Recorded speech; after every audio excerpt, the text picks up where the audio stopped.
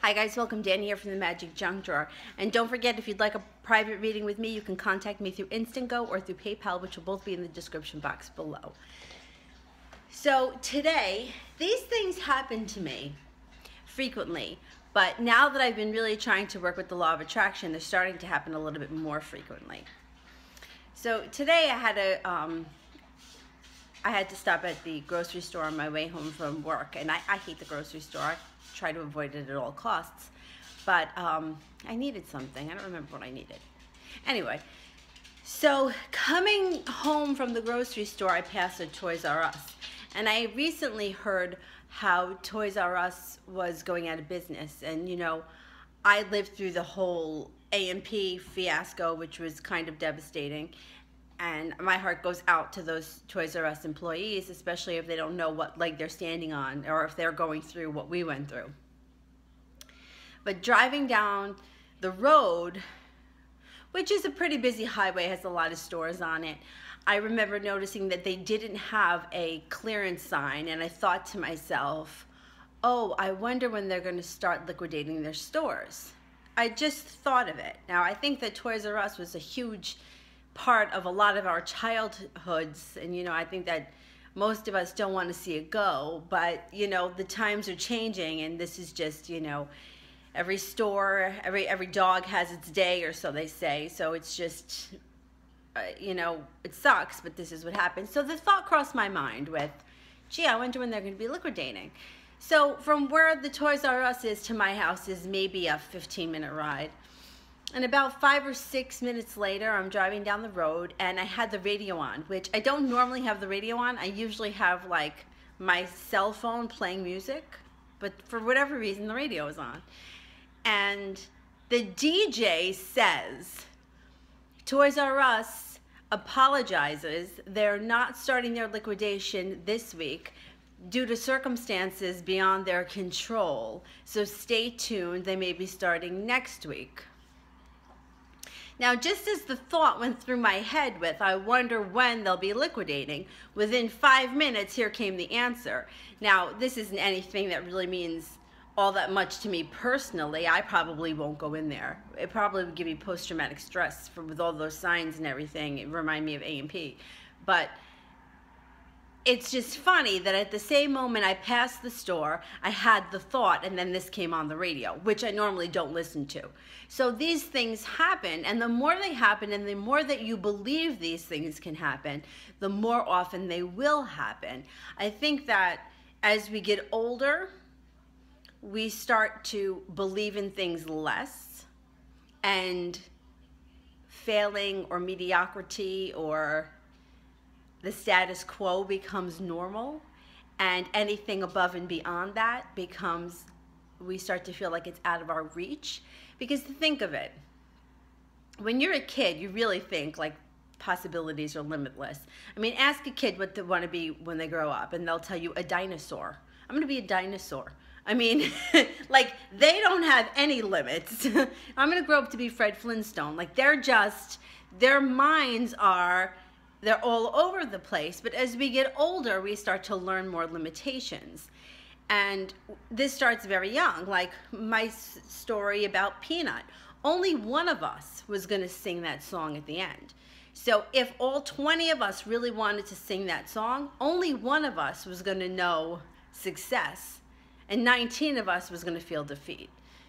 And it's the same thing. It's like if you try out for a sports team or the cheerleading squad, or you try out for a part in a play, only one person is going to be the star of that play, and 40 people that try out are going to be disappointed.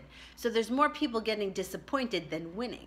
Same thing with the lotto. One person hits the lotto, or 10 people hit the lotto, but how many people played?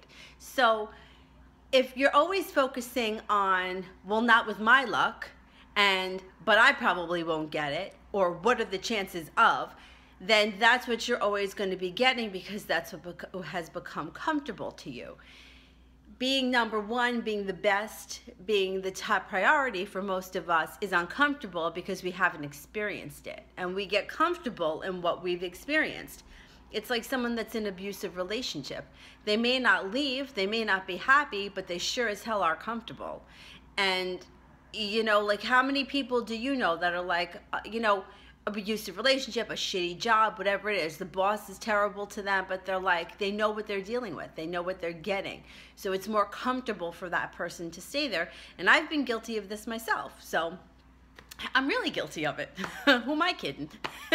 So just noticing these things and how you can change it can be so simple, but you really have to enforce the changes. Like, for example, I remember years ago, I was dating this guy, and it was kind of like an off again, on again thing. And this was a really long time ago, and the card reader that I go to, the psychic that I go to, said something to me like, you have to date somebody else.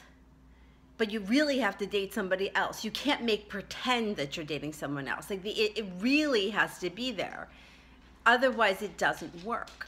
And it's the same thing. It's like, do you know, like, the woman that thinks that she's hot shit? Like, she comes in and she thinks who she is, and the whole world knows that she thinks she's hot shit, but really, she's just pretending to be hot shit. Then there's the woman that comes in that really is hot shit, and she's got no idea. Do you know what I'm saying? Like, there are those people that are trying to put out that vibe. But then there are people that really believe it, but they don't have to put the vibe out because it's just who they are. Like, this woman is just, you know, like, I think of somebody like, you know, like a supermodel that does, you know, is humble and thinks like, I don't know, Cindy Crawford comes to mind. I mean, she's beautiful, she's successful, but she doesn't come off as, I'm better than you. She comes off like a regular person. But then you have these other people that are like trying to prove something, and you can kind of sense that. So you can't put out the vibe, hey, I'm a winner. You have to really feel like you're the winner, if it makes any sense. And look, I'm still working on it myself. So if you don't get it, don't worry. I'm still teetering here on the fence myself. But if you kind of get what I'm trying to say, like, for example, my dog, he's a big dog, and all the little dogs in the neighborhood, they're always like, you know, barking at him and hitting him in the face, and he just stands there, and he's just kind of like stands there like a dope. But he's not a dope, because he really could, if push came to shove, take these little dogs on. But he knows he doesn't have to prove anything because he knows he can do it. You see what I'm getting at? Like, where the little dogs are like, oh, oh, oh, they're like in his face, they're hitting him in the mouth, and he just stands there. He's almost like laughing at them because he doesn't need to act like that because he is that.